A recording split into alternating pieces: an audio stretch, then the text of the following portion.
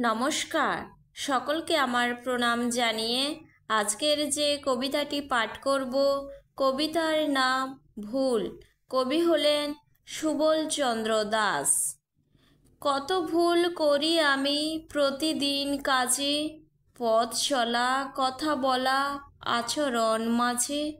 অঘটন ঘটে তাই দুর্ভোগ বাড়ে, অর্থদণ্ড চিন্তা বোঝা মম নিত কাড়ে। গৃহ মাঝে ভুল করি ভাঙে থালা হাঁড়ি, রান্না করি পুড়ে যায় ভুলে কাটি দড়ি।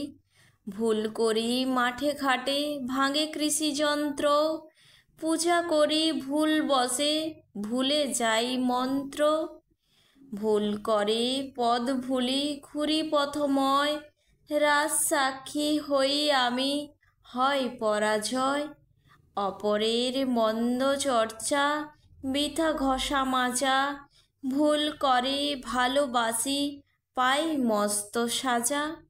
ভুলে ভরা জীবনের নাই কোনো দাম, ভুল করে এলোমেলো লিখি মোর নাম।